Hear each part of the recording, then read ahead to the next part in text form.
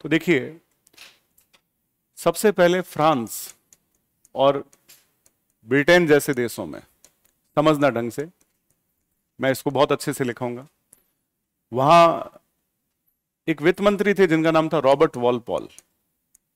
क्या नाम था? Robert Walpole. तो ये भाई साहब क्या करते थे, सबसे पहले इन्होंने बजट को संसद में ले जाने के लिए एक चमड़े के थैले का प्रयोग किया। थैले को हम बैग भी कह सकते हैं, ठीक है, चमड़े का बैग। चमड़े का जो बैग था उसको उनकी भाषा में, फ्रेंच भाषा में क्या शब्द कहा जाता था? ब्यूजे। फ्रांस की लैंग्वेज में चमड़े के बैग के लिए क्या शब्द आता था? ब्यूजे। तो ऐसा एक परंपरा था कि जब भी बजट पेश करना है तो बजट को पूरा सील पैक किया जाता था, बजट पूरा बंद होता था, बजट के डॉक्यूमेंट बाहर नहीं आने चाहिए, बजट कॉन्फिडेंशियल होना चाहिए। और फाइनेंस मिनिस्टर बजट को यूरोपियन देशों में क्या करता था? चमड़े के बैग में पैक करके पार्लियामेंट में पेश करता था, और वो बिल्कुल यूं चिपका के लाता था। इसका लॉजिक ये होता था कि बजट का कोई डॉक्यूमेंट दूसरों तक नहीं पहुंच जाए, और यदि बजट डॉक्यूमेंट दूसरे तक पहुंच जाता है तो गवर्नमेंट की जो पूर्वानुमान की योजना है वो क्या हो जाएगी? फेलियर हो जाएगी। लोग बड़े उत्साह के साथ सोच रहे थे, या उनकी एक एक्सपेक्टेशन थी कि बजट में हमारे लिए आएगा। हर वर्ग अपने लिए सोचता है, जैसे स्टूडेंट है तो वो सोचता है बजट में मेरे लिए क्या है, कॉर्पोरेट है तो वो सोचता है मेरे लिए क्या है, कोई बूढ़ा आदमी है तो सोचता है पेंशन वाली कोई योजना की बात आ जाए। तो इसका मतलब बजट में क्या होगा, ये अपने आप में सस्पेंस होगा, और यदि ये सस्पेंस बाहर आ जाएगा तो गवर्नमेंट की जो एक एफिशिएंसी है उसके ऊपर सवाल खड़ा हो जाएगा। हो सकता है कि लोगों ने बजट को क्या किया हो, अपनी तरफ से मैनिपुलेट किया हो। भाई हो सकता है बजट पहले से डिक्लेयर हो गए, बजट में क्या करना है सिर्फ किसको पता होना चाहिए? वित्त मंत्रालय को। किसको पता होना चाहिए? वित्त मंत्रालय, वित्त मंत्रालय के अधिकारी, कर्मचारी और वित्त मंत्रालय के मंत्रियों को। इसका मतलब इस मंत्रालय से बाहर यदि बजट की जानकारी लीक हो जाए तो गवर्नमेंट की एफिशिएंसी पे एक सवाल उठता है कि गवर्नमेंट एक एफिशिएंट गवर्नमेंट नहीं है, बढ़िया सरकार नहीं है, सरकार समझ नहीं पा रही है, सरकार पहले से, इसका मतलब हो सकता है किसी कॉर्पोरेट ने, किसी अमीर आदमी ने, किसी मंत्री ने, किसी मेंबर ऑफ पार्लियामेंट ने उस बजट पे अपना क्या किया हो? प्रभाव क्रिएट कर दिया हो, बजट मैनिपुलेट हो गया हो, बजट सबके लिए इक्वल प्रोसेस में नहीं आया हो। तो इसका मतलब बजट के डॉक्यूमेंट पहले लीक नहीं होने चाहिए। बजट कैसा होना चाहिए? सीक्रेट होना चाहिए। तो ये परंपरा यहां से शुरू हुई। बिगड़ते बिगड़ते बिगड़ते शब्द कई बार बिगड़ जाते हैं। ब्यूजे शब्द क्या बन गया? बजट। तो कई बार ऐसा सवाल पूछा जाता है, बजट जो है वो मूलतः कौन से शब्द से बना है?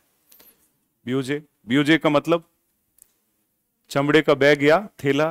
तो ऐसा क्यों कहा जाता है? तो आप ये कहोगे कि वहां जो यूरोपियन देशों में परंपरा थी कि फाइनेंस मिनिस्टर इस बैग में पूरे डॉक्यूमेंट को सील करके लाता था ताकि डॉक्यूमेंट की जानकारी लीक ना हो। क्लियर है? इसलिए ये बजट की परंपरा शुरू हुई। अब जब भारत में, चूंकि ब्रिटिश गवर्नमेंट भारत में राज कर रही थी और ब्रिटेन में बजट की परंपराएं ऑलरेडी चली रही थी, तो भारत में उस समय एग्जीक्यूटिव काउंसिल के एक मेंबर थे। ये मैं पुरानी बात बता रहा हूं, इसको हिंदी में बोलते हैं कार्यकारिणी परिषद। और कार्यकारिणी परिषद वो होती है जैसे आज हम मंत्री परिषद कहते हैं। क्या बोलते हैं? तो मंत्री परिषद का कोई न कोई हेड होता है, तो उस समय कार्यकारिणी परिषद का हेड होता था, जैसे बोलते थे गवर्नर जनरल। क्या बोलते थे? और गवर्नर जनरल का पद नाम थोड़ा सा बदल गया था 1858 में, उसका नाम बन गया था वायसराय। और उस समय के वायसराय, मैं बात कर रहा हूं 1860 की, और हमारे वायसराय थे जिनका नाम था लॉर्ड कैनिंग। क्या नाम था? लॉर्ड कैनिंग के कार्यकारिणी परिषद का एक मंत्री था, और मंत्री का नाम था जेम्स विल्सन। क्या नाम था? तो हम मंत्री कह सकते हैं, सदस्य कह सकते हैं। कार्यकारिणी परिषद का एक मेंबर था जिसका नाम था जेम्स विल्सन। इसने सबसे पहले भारत में इस वर्ष में बजट को पेश किया था। तो बजट वायसराय तो पेश करने से रहा, कोई न कोई उसका मंत्री पेश करेगा, मेंबर पेश करेगा। तो वायसराय की एक एग्जीक्यूटिव काउंसिल होती थी जिसका मेंबर कौन होता था? जेम्स विल्सन, नाम भी है। भारत में सबसे पहले बजट की शुरुआत कब हुई यदि पूछा जाए तो कब हुई? 1860। और किसने पेश किया? जेम्स विल्सन ने। जेम्स विल्सन कौन था? तो आप ये कहोगे कि उस समय जो करंट गवर्नर जनरल था, जिसको हम वायसराय कहते थे उस समय, तो वायसराय कौन था? Lord Canning. उसकी एग्जीक्यूटिव काउंसिल, कार्यकारिणी परिषद का क्या होता था? सदस्य। आज थोड़ी सी गर्मी से नहीं लग रही हम लोगों को? हम लोगों को मतलब हम सब, मुझे तो लग रही है। पंखा भी कहाँ चल रहा है? कंप्यूटर को हवा दे रहा है। हाँ ठीक है, ठंडा रहना जरूरी है। तो उस समय जो वायसराय की एग्जीक्यूटिव काउंसिल के मेंबर थे कौन? James Wilson. तो ये भी लाइन आ जाएगी, हम पढ़ेंगे। तो बजट की शुरुआत कहां से हुई, भारत में बजट कैसे शुरू हुआ। अब जैसे जैसे भारत में बजट संबंधी ट्रेंड बढ़े, उस समय अंग्रेज एक और कानून लेके आए 1892 का। इस कानून का नाम था इंडियन काउंसिल एक्ट, हिंदी में इसे बोलते भारत परिषद अधिनियम। ये कौन से वर्ष का था?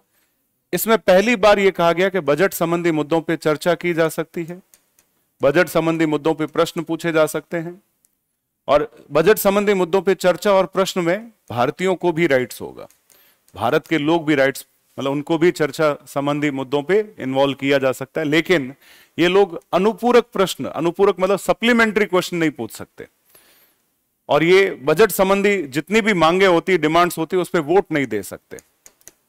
क्या नहीं दे सकते? वोट। और कौन से क्वेश्चन नहीं पूछ सकते? सप्लीमेंट्री क्वेश्चन नहीं पूछ सकते। बाकी ये क्या कर सकते हैं? चर्चा कर सकते हैं और प्रश्न पूछ सकते हैं। प्रश्न एक ही बार पूछेंगे, दोबारा प्रश्न नहीं पूछा जाएगा। इस तरह के अधिकार भारतीयों को दिए गए। धीरे धीरे भारत में बजट संबंधी मांगों पे वोटिंग राइट्स वगैरह भारतीयों को मिले, तो धीरे धीरे बजट अपने आप में एक पॉपुलर कंसेप्ट हो गया। अंग्रेजों का एक व्यक्ति था जिसका नाम था लॉर्ड डलहौजी। क्या नाम था? नाम सुना कभी? इनके नाम से भारत में एक शहर भी है, और शहर का नाम क्या है? डलहौजी। कहां पे है?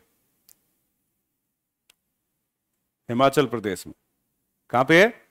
वैसे इसने इंडिया में काफी अच्छे काम भी किए। लॉर्ड डलहौजी लॉर्ड कैनिंग से पहले वाले टेन्योर में था, तो लगभग 1850 से लॉर्ड कैनिंग जो है उससे पहले कौन था? लॉर्ड डलहौजी। तो आप समझ सकते हैं 1857 जो क्रांति हुई थी, क्रांति याद है? उस समय कौन था? Lord Canning.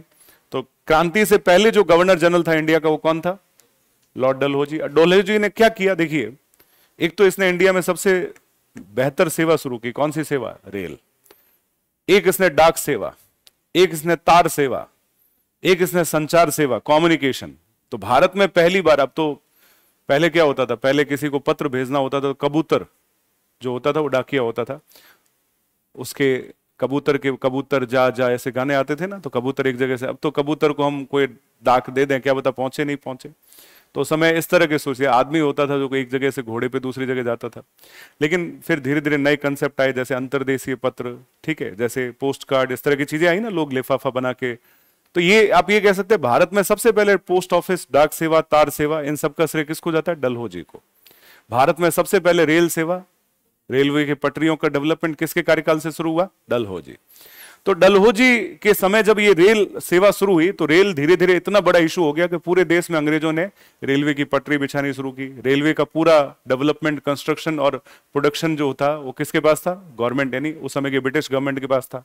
धीरे धीरे ये देखा कि रेल अपने आप में इतना बड़ा मुद्दा हो गया कि रेल के लिए अलग से बजट आना चाहिए,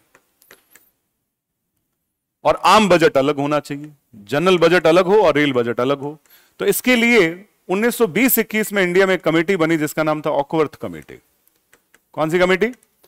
एक्वर्थ कहते हैं लोग, AUCKWORTH, ऑकवर्थ कमेटी। तो इसके अध्यक्ष थे। ऑकवर्थ कमेटी ने कहा कि रेल बजट को आम बजट से अलग कर देना चाहिए, रेल बजट को आम बजट से अलग कर देना चाहिए। इसका मतलब भारत में डबल बजट सिस्टम होने चाहिए। आम बजट जो बाकी सारी मदों को लेके बजट बनता है वो अलग होगा, और रेल बजट अलग होगा। ये किसने कहा? ऑकवर्थ कमेटी ने। इसीलिए भारत में कहते हैं कि 1924 से डबल बजट सिस्टम शुरू हो गया। कब से शुरू हो गया? 1924। तो ये सोचो, आजादी के बाद तक चलता रहा। नेहरू सरकार आई, इंदिरा गांधी की सरकार आई, शास्त्री जी की सरकार आई, उसके अलावा जितनी सरकारें, चाहे अटल बिहारी वाजपेयी, मनमोहन सिंह, मोदी की गवर्नमेंट तक ये प्रोसेस चलने लगा।